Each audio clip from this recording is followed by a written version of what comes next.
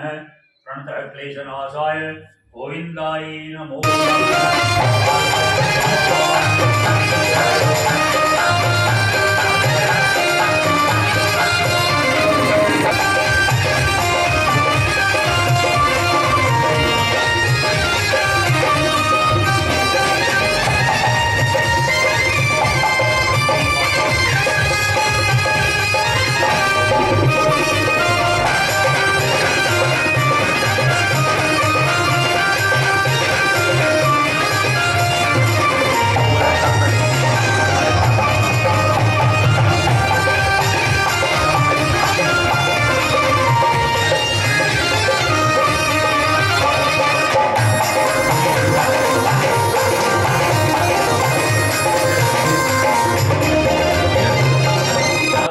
कोई गुंजाइश है शरीर तो बी की भी पूरी बात है जी नारायण जी थोड़ा सा व्याख्या थोड़ा सा 1 मिनट को 2 मिनट को थाने समझाओ है बताओ नारायण जी। बोलो श्री कृष्णचंद्र भगवान की जय। एक समय विश्वामित्र को तो नाम सुनेड़ो यो विश्वामित्र ऋषि हुआ। तो विश्वामित्र ऋषि है जका काई हो कै एक बार त्रिशंकु राजा हो जको सह शरीर भी का मन में आई का आपा ही संसार के मायने जन्म लियो हाँ तो आपा कोई भी धर्म कर्म करा तो भी को माध्यम कौन बने आपनो शरीर। शरीर है जना आदमी है जो यज्ञ कर सके जप कर सके तप कर सके अगर शरीर नहीं है तो की कौन कर सके आत्मा की कौन कर सके मतलब आत्मा है लेकिन आत्मा के लिए भी तो साधन चाहिए शरीर बिना आत्मा की कौन कर सके। तो भी का मन में आई का आपा जो कर्म धर्म करा तो एक मायने आपनो शरीर आपनो साथ देवे तो आत्मा तो स्वर्ग लोक जावे लेकिन भी का सागे अगर आपनो शरीर भी स्वर्ग जावे सह शरीर आपा स्वर्ग जावा तो जना क्या अनु करे और मन में विचार करके वशिष्ठ ऋषि के करने गया कि भगवान मैं है जो सह शरीर स्वर्ग जानू जाऊं तो भी के लिए काई उपाय है कोई यज्ञ है कोई जप है कोई तप है काई प्रकार को उपाय जो सह शरीर जीव तो आदमी स्वर्ग चले जाए। तो विशिष्ट ऋषि है को क्यों देखो यहाँ को कोई विधान को नहीं और न कोई सह शरीर स्वर्ग जा सके बिना स्वर्ग जाने के लिए क्यों धरती पर मृत्युलोक पर मरनू पड़सी जने बहुत स्वर्ग जासी क्यों ना मन तो सह शरीर जीव तो ही स्वर्ग जाना है जना वशिष्ठ ऋषि है जका भी मना कर दियो वशिष्ठ ऋषि को लड़को हो बाग करने भी गयो वे भी है जो कोई बात ने नट गया जना लास्ट का मायना वो वशिष्ठ ऋषि को लड़को हो जो त्रिशंकु ने श्राप दे दियो कि हमारा पिताजी जब थाने मना कर दिया फिर भी थे ऊपर जाने की जिद कर रहा हो क्या सह शरीर सुविधा तो वो असंभव है। तो माने दियो जना वो चांडाल बन गयो त्रिशंकु राजा। अब वो कहीं है कि जंगला में फिर तो जना विश्वामित्र ऋषि मिलिया और बाने जा रहा बात बताई तो विश्वामित्र क्यों क्यों मैं तन सह शरीर है जो स्वर्ग जना भी के लिए स्वर्गारोहण जो यज्ञ है जगह को आयोजन करे और विद्वाना ने सगड़ा ने बुलाया सबने निमंत्रण दियो सब आया भाई सब आया जना वशिष्ठ ऋषि भी है जगह ने बुलाओ भेजो तो वशिष्ठ ऋषि को देखो जगह यज्ञ के मायने चांडाल है जो यजमान हुए और जो पुरोहित है ब्राह्मण है आचार्य है वो क्षत्रिय है तो वो यज्ञ का मायने क्यों सार्थकता क्यों को नहीं। अब बात विश्वामित्र ने है जो खारी लागी ना विश्वामित्र क्यों थे यज्ञ को आयोजन करो मैं है जो थाने सह शरीर भेज। अब यज्ञ को आयोजन कर लियो जना यज्ञ का मायने आहुतियां देनी शुरू करी जना अग्नि देवता है जका चलिया गया स्थान छोड़ यज्ञ का मायने बाकी आहुति स्वीकार को नहीं करी स्वीकार कौन करी जना विश्वामित्र ने क्रोध आयो क्यों आ किया हो सके जना अग्नि देवता ने पूछो क्यों देखो वो असंभव कार्य है सह शरीर स्वर्ग में कोई कौन दास के मात थ्योजित छोड़ दियो क्यों ना इन स्वर्ग सह शरीर स्वर्ग है जो भेज चांदना वे काय करियो विश्वामित्र जी सीधो जो आप साकल्य बनावा मान लियो जो तिल पे सीधा ही है डायरेक्ट क्यों स्वर्ग लोक में भेज दिया तो बट जानता ही है वे बड़े द्वारपाल रोक लिया और मैंने वापिस भेज दिया जना करे जना क्यों ठीक है नहीं जान देखो जना त्रिशंकु राजा ने विश्वामित्र जी है जो सह शरीर है जो भी ने ऊपर फेंक्यो स्वर्ग लोक में। अब स्वर्ग लोक में इंद्र आदि देवता भी बढ़न दियो को नहीं क्यों कोई को नहीं आ सके और निचाण लागे तो विश्वामित्र ऋषि ने बटी रोक दियो आकाश में अब न तो कोई ऊपर जा सको न कोई नीचे जा सको वो बीच में ही रह गयो बीच में रह गयो न त्रिशंकु क्यों कि भगवान थे अब है जो जीत छोड़ दियो अगर नहीं स्वर्ग लोक जाए तो रहने दियो क्यों ना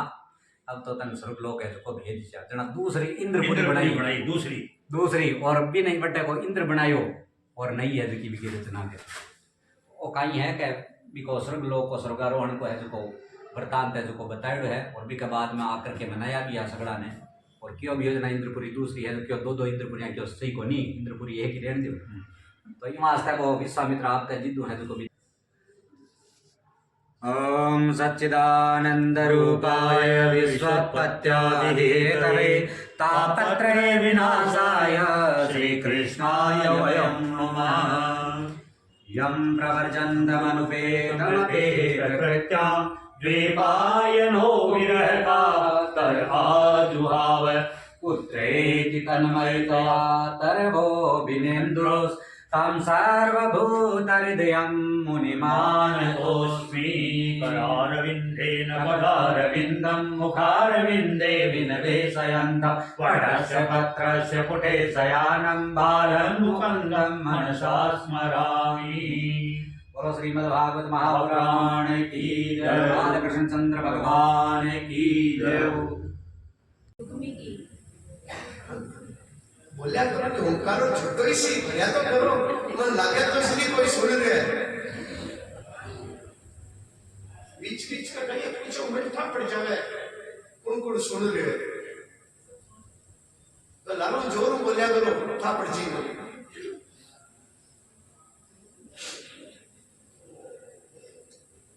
रुक्मी जी के एक बहन थी रुक्मिणी। रुक्मी उनके विवाह का प्रस्ताव कहीं और भेज देते हैं शिशुपाल के यहाँ। वो उनसे नाखुश होती है और एक पत्र लिखकर ब्राह्मण के हाथ भेज देती है कि मैं उस विवाह से प्रसन्न नहीं हूँ। मेरा विवाह तो मैं भगवान कृष्ण के साथ, जिन्हें लोग भगवान कहते हैं, उनके साथ करना चाहता हूँ। तो कृपया आप हमारी नगरी में आए और मुझे हर कर लीजिए।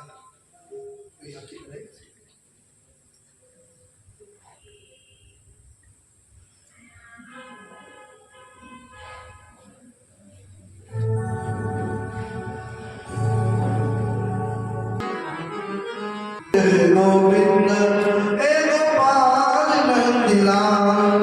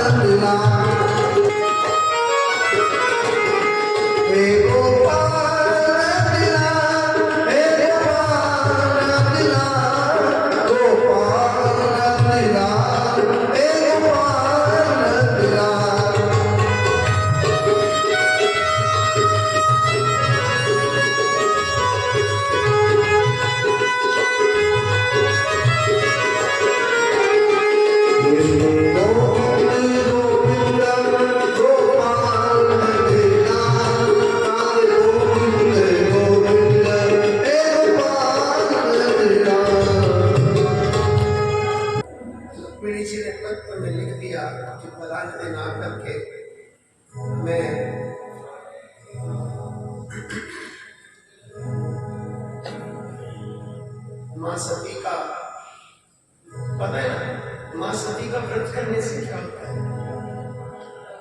मन चाहा वर मिलता है। और रुक्मिणी जी भी माँ से प्रार्थना करने के लिए, हमारी रुक्मिणी जी तैयार हो रही है।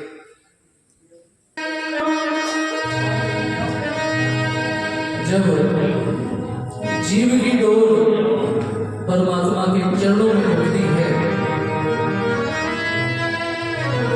और उसका माध्यम होते हैं सदगुरुदेव, जो आपका सदगुरु होगा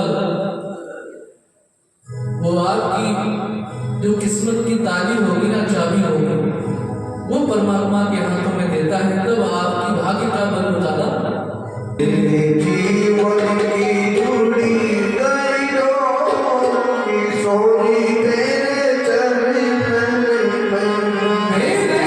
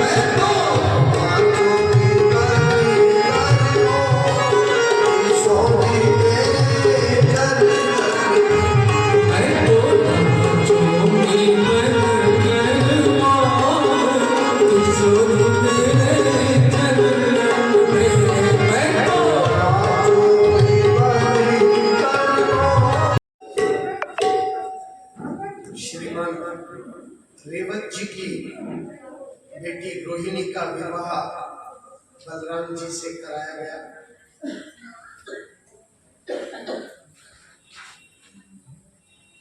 और रुक्मिणी जी जिनके 5 भाई थे, रुक्मर्थ, रुक्मबहू, रुक्मेश और रुक्ममाली,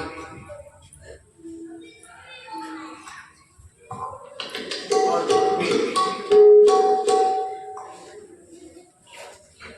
रुक्मरथ, रुक्मबाहु, रुक्मकेश और रुक्ममाली, ये तो रुक्मिणी के फेवर में थे। और रुक्मी जो है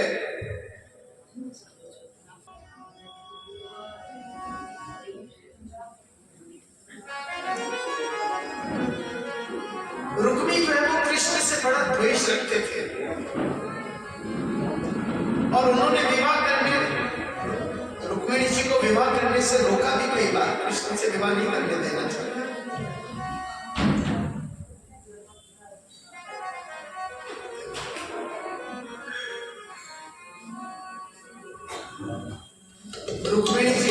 रुक्मी अपनी बहन का विवाह शिशुपाल से करना चाहता था और वो शिशुपाल बारात लेकर आने वाला था। उस बारात में दुर्योधन, दुशासन, कर्ण, जरासंध, इस तरह के बड़े बड़े वीर योद्धा थे बाराती।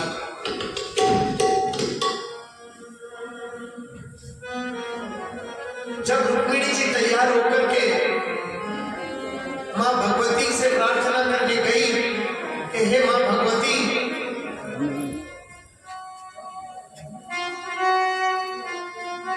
आप मेरा विवाह उससे करा दो जिसे मैं चाहती हूँ। खत तो पहले ही भेज दिया था और भगवान भी तैयार थे। भगवान आए और जब रुक्मिणी जी मां का दर्शन करके, मां से प्रार्थना करके सीढ़ियों से नीचे उतरी, तभी रुक्मिणी जी का हरण करके, जब रुक्मिणी जी का हरण करके ले गए और रुक्मिणी को पता लगा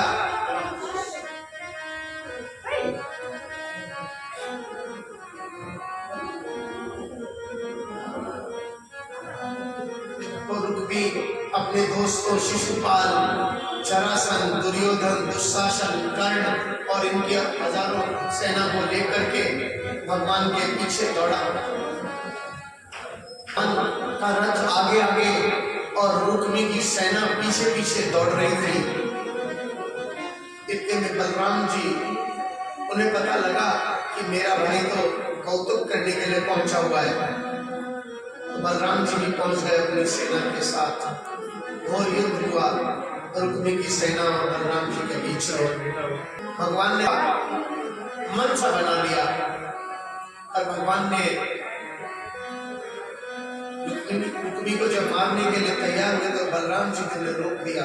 बोले ये हमारा संधि है, संधि को मारा नहीं जाता। अगर इसने आपका मान हनन कर रहा है तो आप इसका मान हनन करें। और रुक्मिणी का मान हनन किया पिता।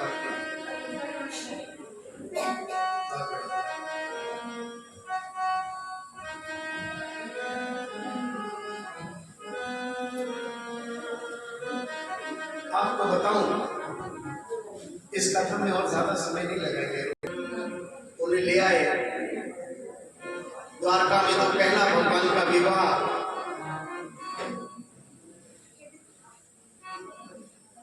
देखो आप लोग शांति से मेरी बात सुनो। मुझे आपकी आवाज आती है तो मुझे ऐसा लगता है कि ध्यान इधर नहीं कहीं और होगा। और जब ध्यान कहीं और होगा तो जो ईश्वरीय बात है, जो तात्पर्यिक बात है, जो मार्मिक बात है, वो समझने में कठिनाई होगी। आप समझोगे नहीं तो मैं आगे बढ़ नहीं पाऊंगा।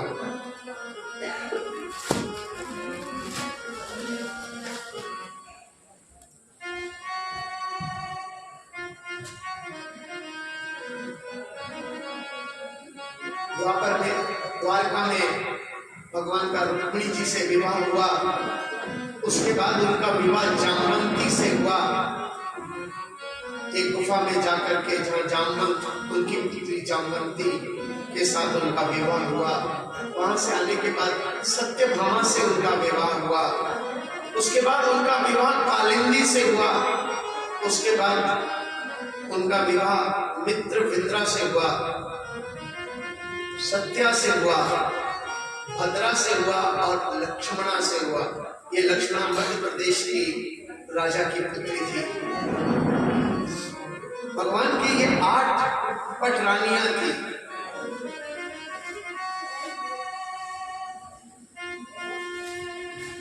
लोग अक्सर प्रश्न करते हैं भगवान की 8 पटरानियां थी तो मेरे क्यों नहीं हो सकती? तो हो जाएगी, तुम्हारी तो है ऑलरेडी भाई। ये 8 पटरानियां कौन सी हैं, जरा ध्यान से सुनिएगा। सबसे पहली रुक्मिणी जी, लक्ष्मी स्वरूपा।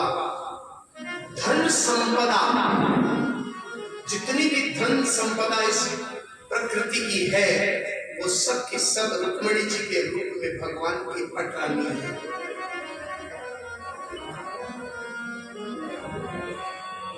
दूसरी जामवंती, जामवंती के रूप में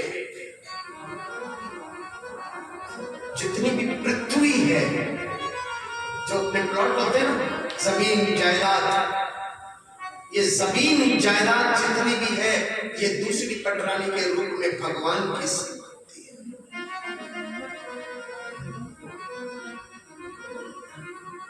सत्यभामा, ये जो मान सम्मान जिसके घर में घूमते हो ना, ये सत्यभामा के रूप में भगवान की संपत्ति है, आपकी नहीं है।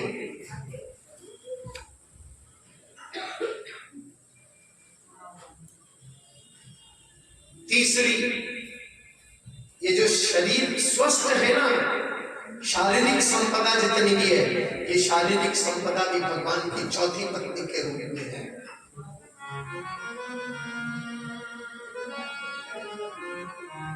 जितने भी धान हुए जो आप खाते हैं, बाजरा, गेहूं,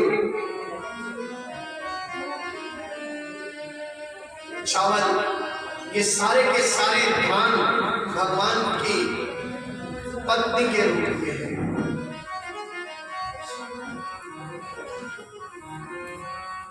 ये जो स्त्री धन है ना, स्त्री धन जिससे पोषित होती है सारी सृष्टि, जिससे उत्पन्न होती है सारी सृष्टि, ये भगवान की धन पत्नी है। भगवान की 8 पटरानियों में से एक है। ये जितने बच्चे हैं, पुत्र पुत्रियां, not interested, nobody is interested here. मैं आपको जो बात बता रहा हूं उसको सुनने का कोई प्रयास नहीं कर रहा है।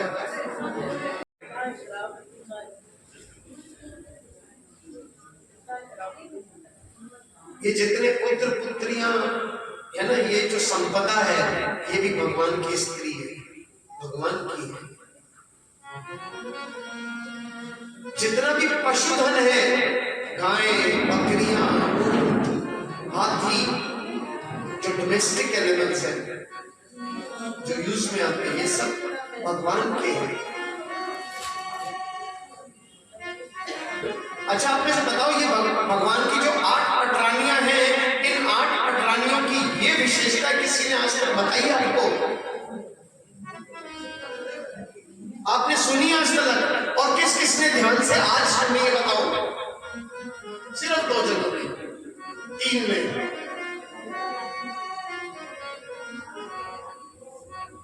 नहीं का तो यहाँ 2-4 पुण्यर पटपटा चले जा, तुम्हारा पहला क्या कई छुट्टी मंदिर उठाने की। और कथा के माध्यम से मैं थाने भगवान का दर्शन करना चाहूंगा। भगवान की 8 पटरानियां कोई स्त्रियां खोनी, आज की धन संपदा जी का आप मानो नहीं, हमारी ये सब भगवान की 8 पटरानियां हैं। और आपको घड़ों विभाजन करा, घड़ा 16,108 गिण देख लीजिए। अब आज कठी अगर खाने मिल जाए तो मन बता दीजिए, और कोई महाराज आज बता देवे तो मन बता दीजिए।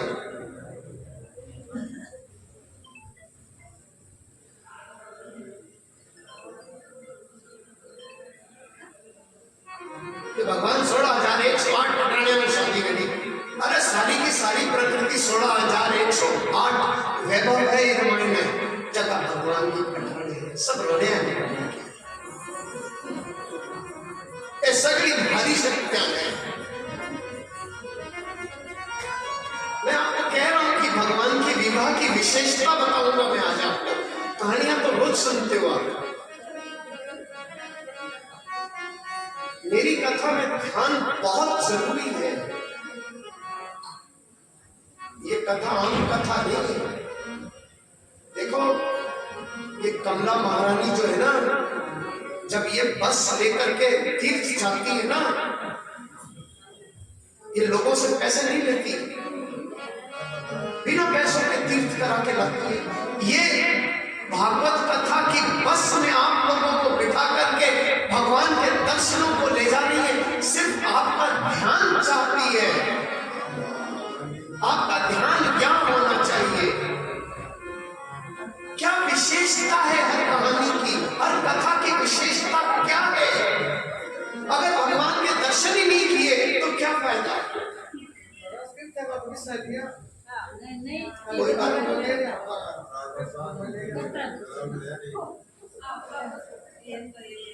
अरे पैसा तो पेट्रोल कर लिया, समझे बोली अभी बोली है।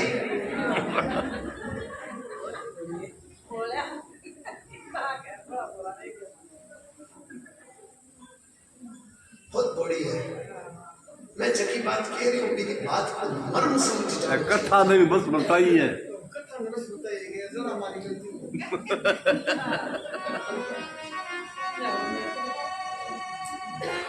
देखो मैं यहाँ दिल्ली से अपना सारा काम धंधा छोड़ करके पैसे कमाने के लिए यहाँ नहीं आया। मेरे पास बहुत पैसे हैं वहां कमाने के लिए, और बहुत अच्छे अच्छे रास्ते हैं। ऐसे रास्ते जो यहाँ पे लोग समझ भी नहीं पाएंगे। हम वहां बैठे थे, आपको पता है दिल्ली के ठग मशहूर है। एक बैठा आपके सामने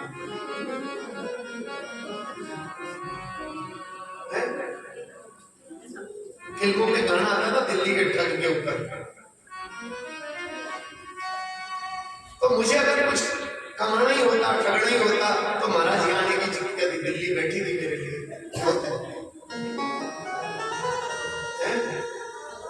आप लोगों का ध्यान, आप लोगों का भाव इस कथा के प्रति, देखो हिंदुत्व का जो परचम है ना, आज बहुत ऊंचा लहरा रहा है, लेकिन गलत दिशा में लहरा रहा है।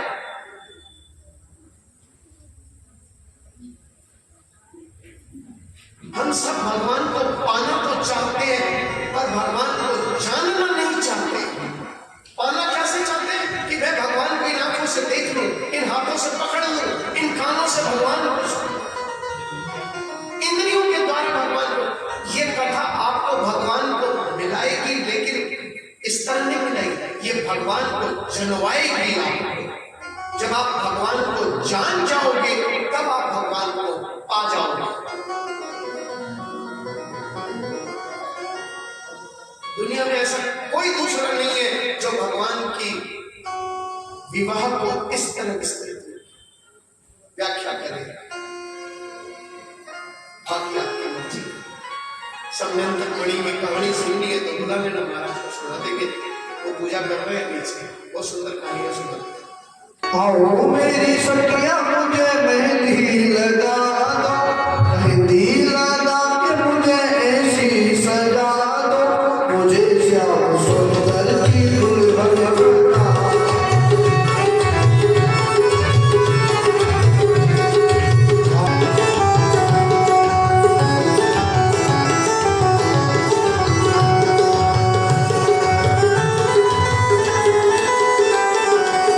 सुख सलवे मेरी बात चलाई,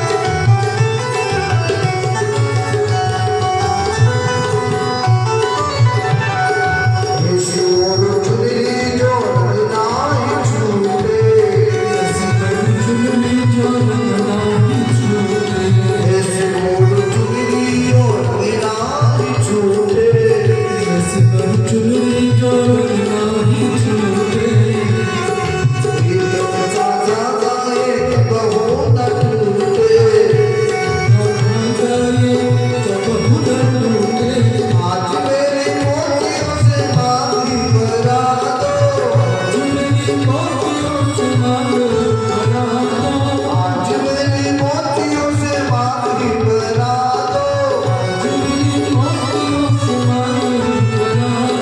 मुझे श्याम सुंदर की दुल्हन बना दो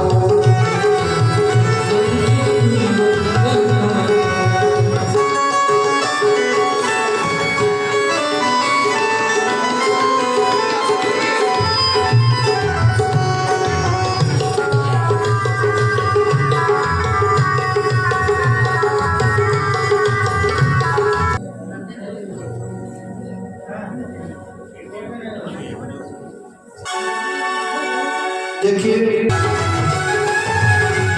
ओ श्याम की शादी है श्याम की शादी है ओ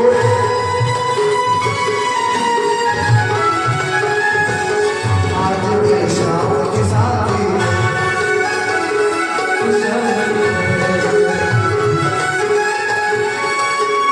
लगता है कोई संसार की शादी है आज मेरे श्याम की शादी है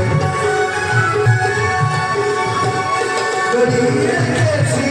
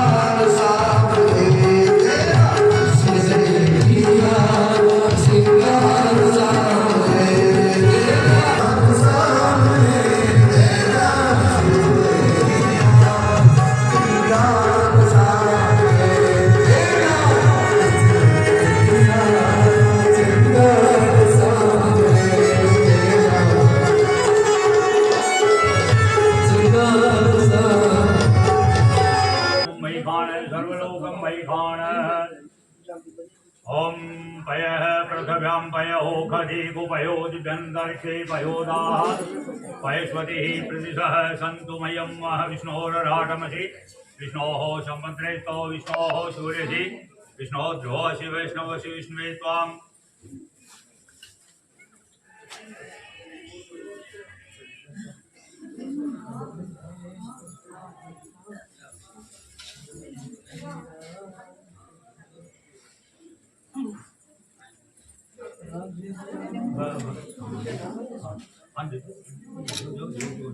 कन्यादान को दिया नहीं कन्यादान को दान को लियो अमन पकड़ा दो मन खाओ नहीं लियो कन्यादान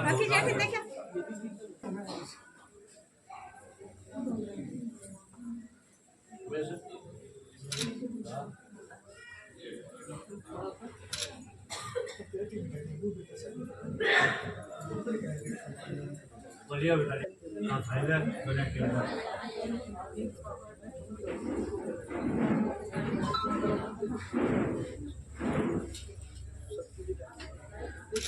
ओम यमणं देवं कन्यामग्निविसृजनोर्यमा देवो प्रेतो मुञ्चन्त्य मां पतये स्वाहा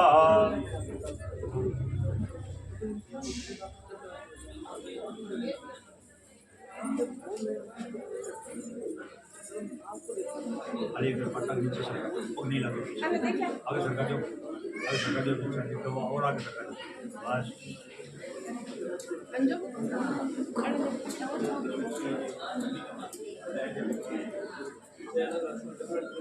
माँ रुक्मिणी का विवाह हो चुका है। जो भी भक्त अपना अपना दान माँ रुक्मिणी और प्रभु के चरणों में चढ़ाना चाहते हैं।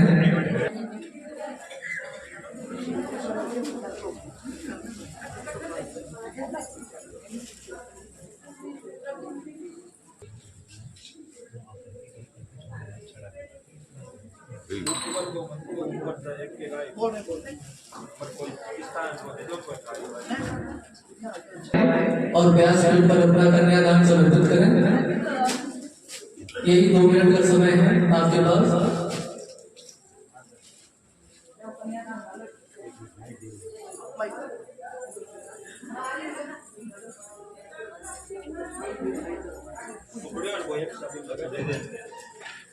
ज्यादा भीड़ तो करनी वाली एक दो जना आओ और कन्यादान तो देना और छड़ा देना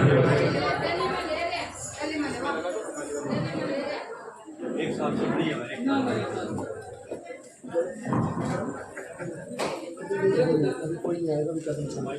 ये सब होता ही नहीं है।